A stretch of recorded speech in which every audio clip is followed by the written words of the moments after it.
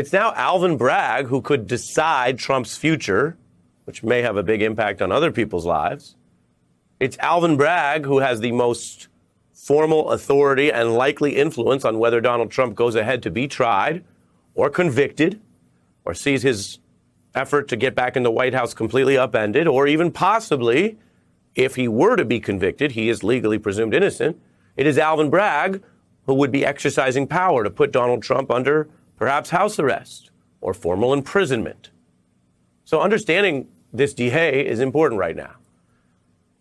And understanding how we can go from something that many people thought was impossible, indicting a former president when they were wrong, to inevitable, to now reality. Understanding all that means understanding Mr. Bragg.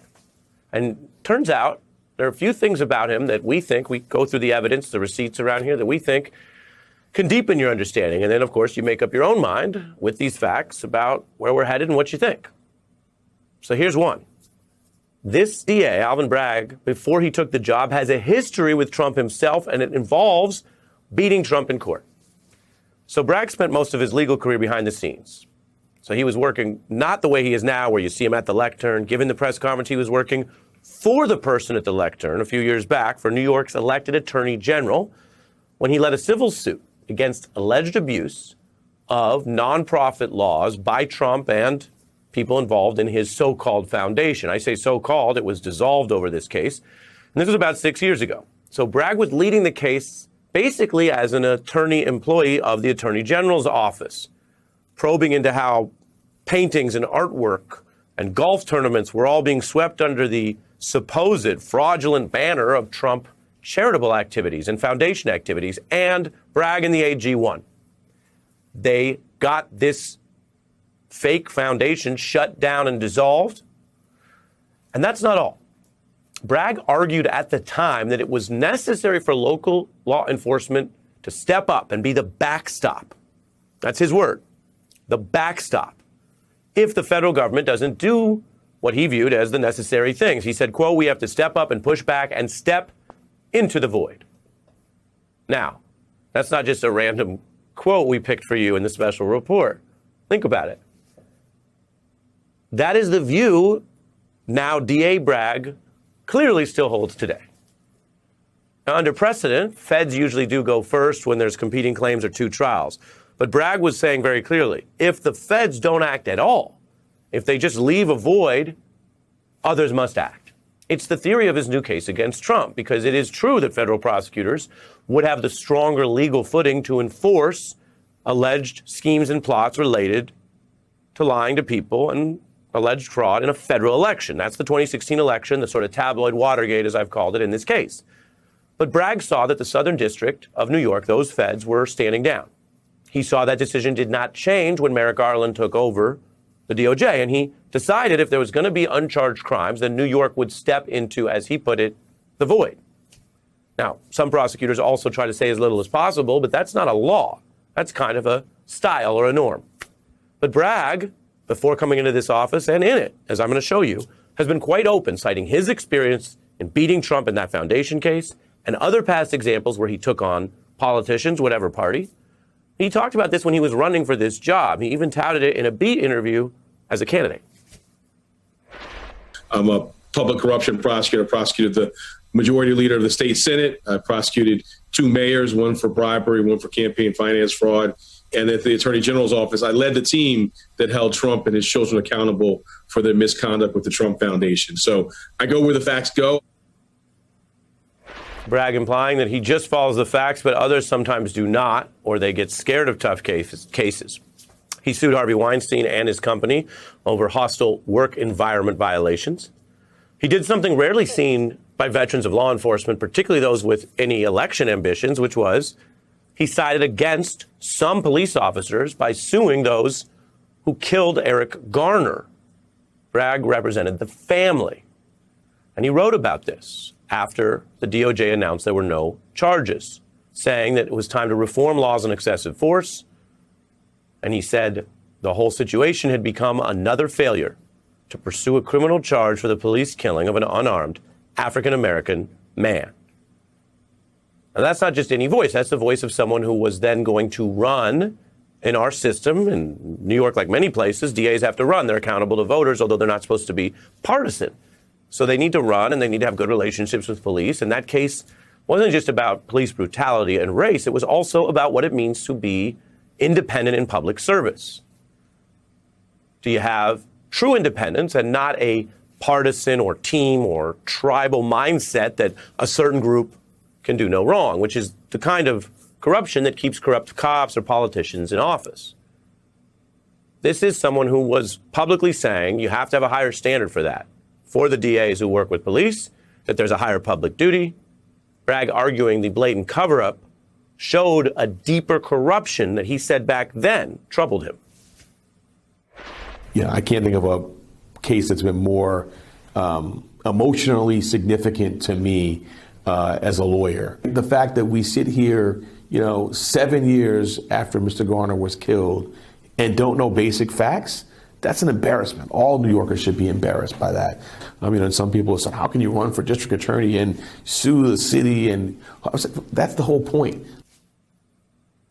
The whole point, he said, was being able to want to serve in the city, but not being afraid of challenging the city and its elites and its leadership and its powerful police department, which does a lot of good. There's a lot of people in New York who'll tell you about it, what NYPD does that's positive to keep safety, but it doesn't mean everyone there is perfect, certainly not above the law.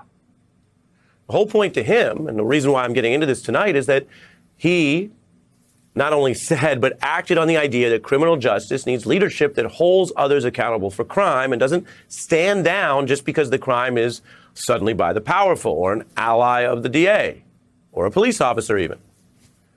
I mention this tonight because it's something we've actually reported on many times right here on this program.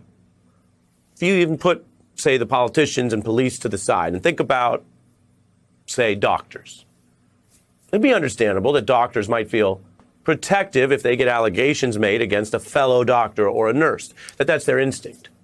But doctors who have very serious higher calling to protect life, and that's what police and DAs are supposed to have, they make life and death decisions for the government.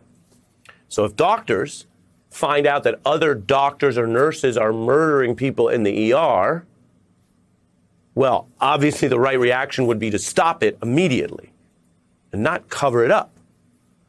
But as Bragg accurately referenced, the evidence has shown in some of these cases, including Mr. Garner's, that other officers and people in law enforcement cover up the underlying killing and its evidence. So that's how this all goes full circle.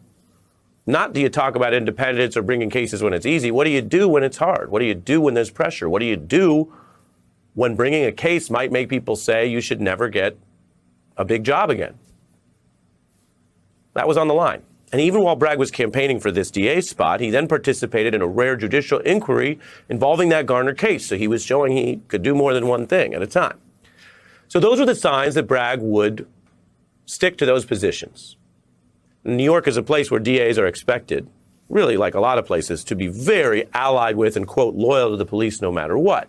So that, in his election and in his public persona, was something he just had to navigate, but he didn't back down off it. Now, in the Trump case, if some people were surprised that Bragg moved first with all these open probes, D.C., Georgia, they may not have been paying a lot of attention to, again, his actual work, because he came into office with that independence. He refused to be pressed by some of the early holdovers who wanted a speedy Trump indictment, and some of them left, Mr. Pomerantz and others. We've reported on that.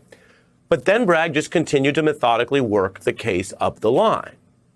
I mentioned that he beat Trump on the foundation case. Then he beat the Trump organization on the business side, convicting it, and convicting Trump's CFO, who got sent off to Rikers. And I know we live in a kind of a media heroin environment where everybody needs a bigger and bigger fix, but it is a huge deal to convict the entire company and the CFO. It may not have played as big after 5, 6+ years of everyone getting tired of all of this, but it's a big deal.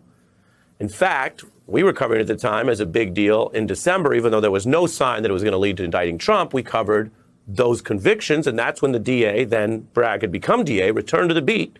This was in December. Why does it not lead to charging Donald Trump himself? So, as I said back in April in a statement, the investigation's ongoing. This is one chapter. I cautioned people against reading ahead. We needed to focus on this and do what I thought public servants in my office, a superb job they did in the courtroom. That was the focus. But as I said, the investigation's ongoing. So now Bragg is on offense because the Republicans in Congress are trying to interfere with this while he's facing threats. We've reported on powder showing up at his office that people are sending allied with Trump. He's suing Republican Congressman Jordan for interference. It's an aggressive move. Politico explaining it's a strategy that goes years back, developed by Bragg and his colleagues in that same New York Attorney General's office that I mentioned, where they try to deal with federal subpoenas by invoking state sovereignty. A prosecutor intent on defending the independence of local probes, including, in this case, meddling by congressional Republicans. So you take it together, and from the NYPD history to challenging corruption in New York to making precedent in the area of presidential indictments, Bragg is not someone who backs down, and he's clearly not someone who takes everything that's ever come before, which lawyers call precedent, and treats it as a ceiling or a boundary. Now, I will tell you, if you go into a courtroom, you need to work with precedent. That's how the judges enforce a lot of the rules, and you got to know most of it. But it doesn't mean that 100% of the time you could only ever do things that came before. Obviously, that would be a kind of extreme type of caution. But you'll meet some prosecutors, especially when it comes to the powerful or the cases they don't want to take, and they'll just cite precedent. And maybe it's just precedent, or maybe they're afraid to deal with the problems in our country, which is why those problems seem to get a pass. See how it's almost circular? And now America's just met one of the only prosecutors who's not afraid to make new law, new precedent, and go up against these assorted powers, including the ones I mentioned in his history. And from here, we're all just going to buckle up and find out what happens if you have the receipts and the evidence and you're willing to make new precedent.